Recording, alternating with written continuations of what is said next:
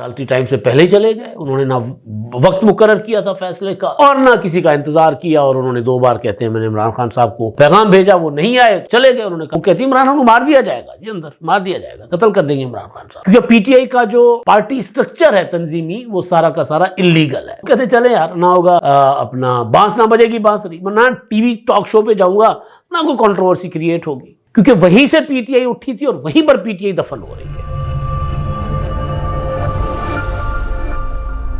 السلام علیکم, میں امداد عمرو. آج پاکستان کی سیاست میں کافی ساری ڈیولپمنٹس ہوئی ہیں, مذاکرات ہیں. شیر افضل مروت کو تحریک انصاف کا جو شوکاز نوٹس ہے یعنی پی ٹی آئی کے اندر انتشار, مریم نواز صاحبہ نے ایک بڑا شاندار قسم کا منصوبہ جو ہے اس کا آغاز کیا ہے. بلاول بھٹو زرداری صاحب صحت کے معاملے کو لے کر لیڈ لے رہے ہیں سندھ میں, اور بھی کافی سارے معاملات ہیں. لیکن میری جو ہے نا اپنا سوئی اٹکی ہوئی ہے chief justice of Pakistan justice Yahya Afridi صاحب کے ایک جملے پر, اور اس ایک جملے نے نظام کی کلئی کھول کے رکھ دی ہے. بتا دیا ہے کہ پاکستان کی عدلیہ کس طرح چل رہی ہے. باقی ادارے تو اپنی جگہ, فوج, اسٹیبلشمنٹ, بیوروکریسی, ہر طرف باقی معاملات اپنی جگہ, لیکن جو انصاف کرنے والا ادارہ ہے اس کے اندر کیا چل رہا ہے, تو وہ میں آپ کے سامنے ڈیٹیل کے ساتھ وہ چیزیں رکھنے جا رہا ہوں, کیونکہ میرے پاس اس کے متعلق کافی ساری انفارمیشن ہے. جو بات چیف جسٹس صاحب نے کی ہے, اور بات جو کی ہے انہوں نے بڑی خطرناک قسم کا معاملہ ہے جس کو انہوں نے چھیڑا ہے, جس کا انہوں نے خود ذکر کیا ہے, اور وہ بات لمحہ فکریہ بھی ہے بطور پاکستانی ہم سب کے لیے کہ ہمارے یہاں چل کیا رہا ہے, کس طرح معاملات چلائے جاتے ہیں ملک کے, اور خاص طور پر سپریم کورٹ آف پاکستان کے معاملات کس طرح چلائے جاتے رہے ہیں. اس پر میں بات کروں گا, لیکن آغاز جو ہے وہ کر لیتے شیر افضل مروت صاحب سے. بلکہ اس سے بھی پہلے مذاکرات کے لیے تاریخ طے ہو گئی ہے, اور تاریخ پکی ہو گئی ہے. بلکہ تاریخ پکی ہونا آپ کو پتہ ہے کیا ہوتا ہے, تو تاریخ پکی ہو گئی ہے, اور ایک اور سٹنگ ہوگی, تیسری سٹنگ حکومت اور تحریک انصاف کے درمیان. معاملہ عمران خان صاحب کی رہائی ہے, پی ٹی آئی کے جو ورکرز اور رہنما ہیں ان کی رہائی ہے, اور جوڈیشل کمیشن کا قیام ہے. اس پر کل عمران خان صاحب سے ملاقات کروائی گئی تھی. تحریک انصاف کی جو کمیٹی ہے اس کی آج فیصلہ آنا تھا, نہیں آیا فیصلہ, اور فیصلے کی جو جس طرح معاملات سامنے آ رہے ہیں عدالتی کارروائی کے, تو ظاہر ہے اس پر میں نے پچھلے ویلاگ میں تو کافی ڈیٹیل بات کر لی ہے, لیکن وہ بھی ایک بڑا سا مشکوک سا کام ہے. میں ڈے ون سے کہہ رہا ہوں کہ اب فیصلہ عمران خان کے حق میں آیا تو مشکوک, عمران خان کے خلاف آیا تو مشکوک. لیکن مجھے آج نہ بڑا حادثہ آ رہا تھا, اور وہ یہ کہ عمران خان صاحب کی جو بہن ہے علیمہ خانم صاحبہ, آج وہ گئی ہوئی تھی اڈیالہ, اور انہوں نے وہاں پر ظاہر ان کو فیصلہ سننے کے لیے گئی ہوئی تھی. تو جج صاحب تو عدالتی ٹائم سے پہلے ہی چلے گئے. انہوں نے نہ وقت مقرر کیا تھا فیصلے کا اور نہ کسی کا انتظار کیا, اور انہوں نے 2 بار کہتے ہیں میں نے عمران خان صاحب کو پیغام بھیجا, وہ نہیں آئے, تو 10:30 بجے اٹھ کر چلے گئے. انہوں نے کہا 17 جنوری کو فیصلہ سنایا جائے گا. تو عمران خان صاحب کی جو ہمشیرہ محترمہ ہیں علیمہ خانم صاحبہ, انہوں نے اپنی باقی 2 بہنوں کے ساتھ, عظمیٰ خانم اور رانی باجی کے ساتھ پریس کانفرنس کی, باہر میڈیا سے گفتگو کی. اور میں حیران ہوں کہ لب و لہجہ جو ہوتا ہے یا بات جو ہوتی ہے اطمینان کے ساتھ کرنا کہ جی آج تو عمران خان کو سزا ہونی تھی لیکن سزا نہیں سنائی گئی. بھائی ہم بار بار یہ کہہ رہے ہیں کہ بھئی امکان ہے, اوپننٹ شٹ کیس ہے, معاملہ بڑا کلیئر ہے, اس لیے ہو سکتا ہے کہ عمران خان صاحب کو سزا ہو جائے, ہو سکتا ہے بری ہو جائے. لیکن وہ ہمشیرہ محترمہ کہہ رہی کہ نہیں عمران خان کو سزا ہونی تھی, کیوں نہیں دی سزا سنا دیتے. تو بہرحال وہ عجیب و غریب ایک انداز تھا ان کا بات کرنے کا. تو وہ حیران کن, یعنی ایک بہن جو ہے وہ کہتے ہیں نا کلیجہ منہ کو آتا ہے. اگر وہ پچھلے دنوں وہ کہتی ہے عمران خان کو مار دیا جائے گا, جی اندر مار دیا جائے گا, قتل کر دیں گے عمران خان صاحب کو. اس طرح کی چیزیں, اس طرح کی باتیں. پر ان کا انداز ہے, یہ عمران خان صاحب کا بھی یہی ہے, بشریٰ بی بی کا بھی. عمران خان صاحب کہتے ہیں کہ شکر ہے 12 مارے گئے, ٹھیک ہے.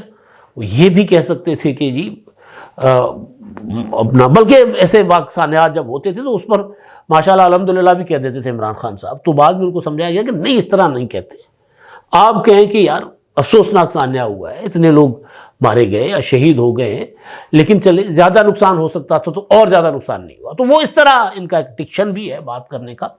لیکن پھر لوگ شکوک و شبہات کا اظہار کرتے ہیں کہ چاہتے ہیں کہ عمران خان صاحب اندر ہی رہے.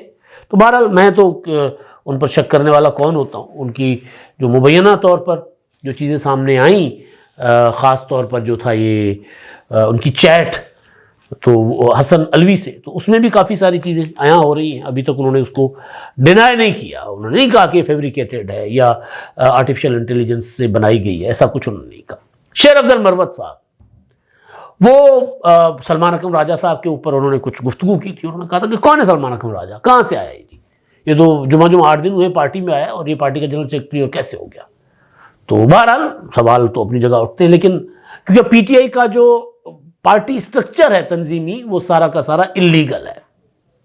چیئرمین بیرسٹر گوہر بھی لیگل چیئرمین نہیں ہے، کیونکہ جو پولیٹیکل پارٹی الیکشن لڑتی ہے اس کو الیکشن کمیشن کے رولز کے مطابق چلنا ہوتا ہے. تو جو انتخابات انہوں نے کروائے تھے ان انتخابات کو الیکشن کمیشن نے تسلیم نہیں کیا. ابھی بھی پی ٹی آئی وہاں جا کر ان انتخابات کے اوپر اسٹے پر اسٹے لیتی ہے.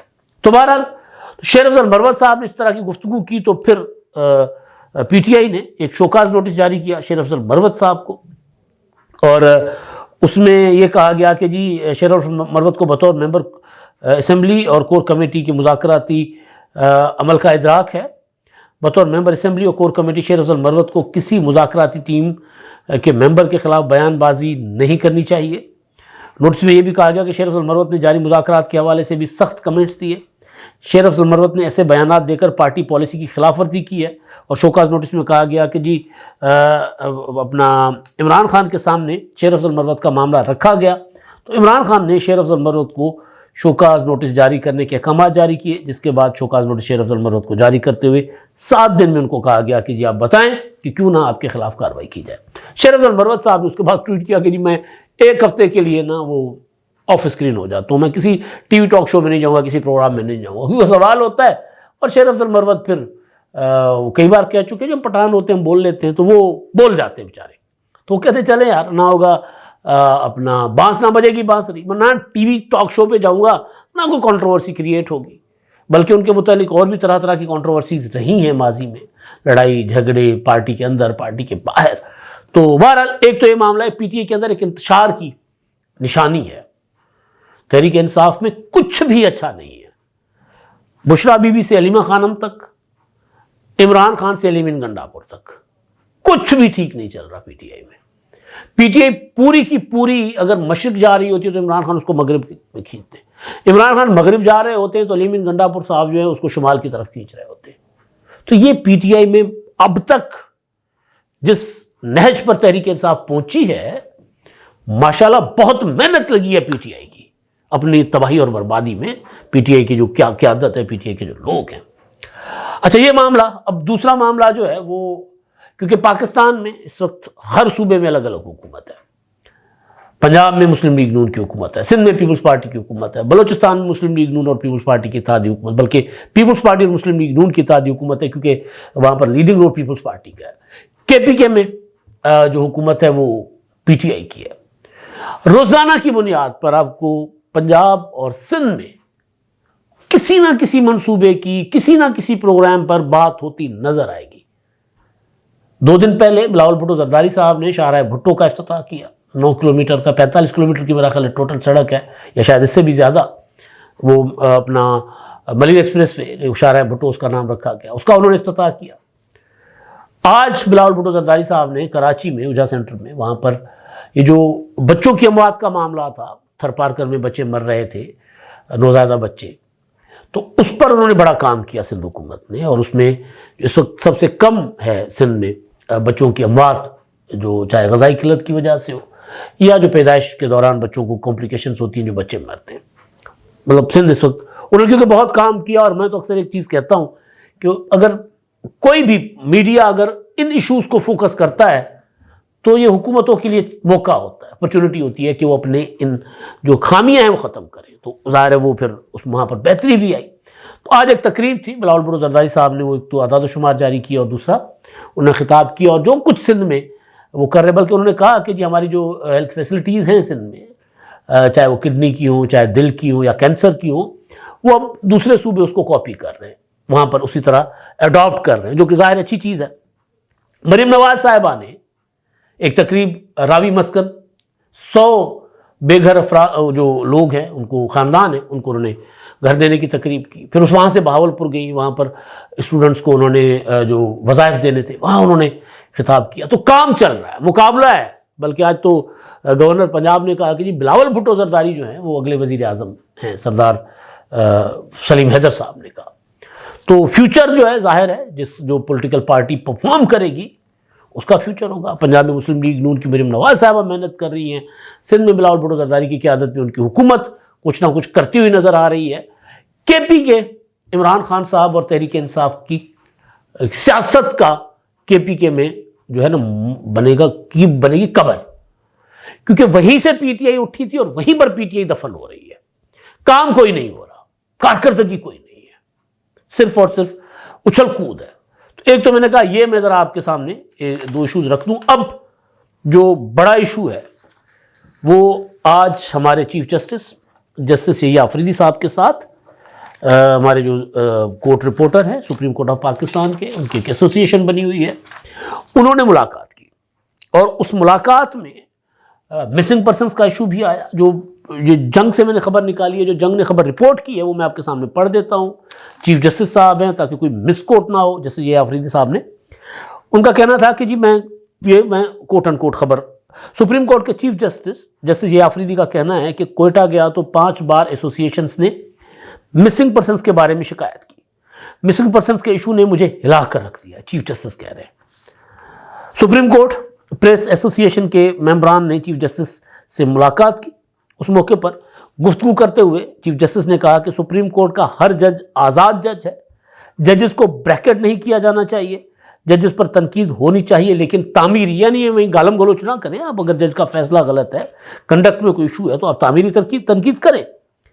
انہوں نے کہا کہ جی سپریم کورٹ میں ریفارمز کے حوالے سے بہت اقدامات کیے جا چکے ہیں، ہائی کورٹ کی اتھارٹی کا بہت احترام ہے، ڈسٹرکٹ جوڈیشری ہائی کورٹ کے ماتحت ہے، براہ راست ہائی کورٹ کی اتھارٹی یا ماتحت عدالت میں مداخلت نہیں ہوگی. بنیادی طور پر ایک تاثر تھا کہ چیف جسٹس صاحب جو صوبوں کے دورے کرتے پھر رہے، یہ تو ان کا اختیار نہیں ہے، ماتحت عدالتیں ہیں. ظاہر ہے اگر وہ لوئر جوڈیشری کے جج صاحبان کو بلائیں گے وہ تو ان کے انڈر کنٹرول نہیں ہیں، ان کے ماتحت نہیں. خیر جج تو کسی بھی کنٹرول میں نہیں ہوتے، لیکن انتظامی طور پر ویسے بھی اور عدالتی طور پر بھی جو سول جج ہے، سیشن ڈسٹرکٹ اینڈ سیشن جج، ایڈیشنل ججز، وہ سارے کے سارے اپنی ہائی کورٹ کے ماتحت ہوتے ہیں اور وہیں سے ان کی اپائنٹمنٹس ہوتی ہیں. تو بہرحال انہوں نے کہا کہ جی میں کوئی مداخلت نہیں ہوگی، وہ اصلاحات کی بات کر رہے ہیں. اور آگے چل کر کہتے ہیں کہ سپریم کورٹ کی سمت کو تبدیل کر کے انصاف کی فراہمی بہتر کی جا سکتی ہے. میرا ویژن یہ ہے کہ سپریم کورٹ میں کیس فائل ہو تو سائل کا ای میل ایڈریس اور واٹس ایپ نمبر لیا جائے. سائل کا واٹس ایپ اور ای میل ایڈریس لینے سے کیس کی فائلنگ سے فیصلے تک تمام آرڈرز ملتے رہیں گے سائل کو. انہوں نے کہا کہ انہوں نے ایک بات اور بھی کی کہ ججز کے اندر اب اختلافات نہیں ہیں، پہلے ہوتے تھے اب نہیں ہیں. انہوں نے کہا کہ ارجنٹ درخواستوں کی سماعت کا میکینزم بھی بنا رہے ہیں. ہمارے ججز نے 8000 کیسز مختصر وقت میں نمٹائے ہیں. یہ آئینی عدالت کی وجہ سے نا یہ بڑا فائدہ ہوا ہے. کیسز مینجمنٹ بہتر کرنے سے انصاف کی فراہمی میں بہتری لائی جا سکتی ہے. انتخابی عذرداریوں کو سننے کے لیے اسپیشل بینچز بنائے جا چکے ہیں. اب وہ امپورٹنٹ چیز آ رہی ہے جس کا میں نے آغاز میں آپ سے ذکر کیا تھا. چیف جسٹس یہ آفریدی صاحب کا کہنا تھا کہ فوجداری اور ٹیکس کے مقدمات کے لیے بھی اسپیشل بینچز کام کریں گے. لاپتہ افراد کے کیسز کو ٹیک اپ کیا جائے گا. بلوچ اور سندھی کا بھی خیال رکھنا چاہیے.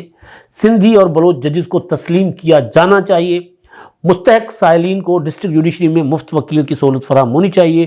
باقی انہوں نے ریفارمز کی بات کی ہے، جیل ریفارمز کی کافی سارے معاملات انہوں نے کہے ہیں. یہ وہ نقطہ ہے، میں نے اس کے لیے پوری خبر جو ہے آپ کے سامنے رکھی ہے. اب اس پر میں آپ کے سامنے کچھ حقائق رکھنے جا رہا ہوں.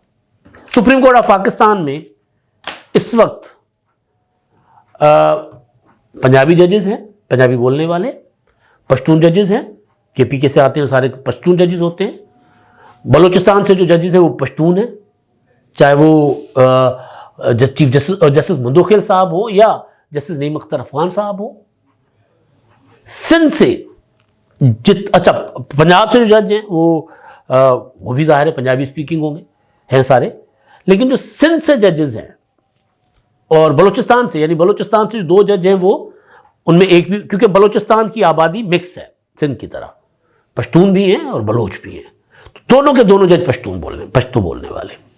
اسی طرح سندھ میں تمام لسانیات آباد ہیں، اور وہاں آباد ہیں تو یہ کوئی ایشو نہیں ہے، لیکن سندھی زبان بولنے والے وہ چیف جسٹس صاحب جو بات کر رہے ہیں، اس وجہ سے میں بات کر رہا ہوں۔ اس وقت جو سندھ سے سپریم کورٹ میں جج صاحبان ہیں، منیب اختر صاحب ہیں، عرفان سعادت خان صاحب ہیں، محمد علی مظہر صاحب ہیں، حسن اظہر رضوی صاحب ہیں، یہ 4 جج ہیں، اور یہ چاروں کے چاروں، منیب اختر صاحب جو ہے پنجابی سپیکنگ ہیں، اسی طرح باقی بھی کچھ اردو سپیکنگ اور مکس ہیں، لیکن سندھی سپیکنگ کوئی نہیں ہے۔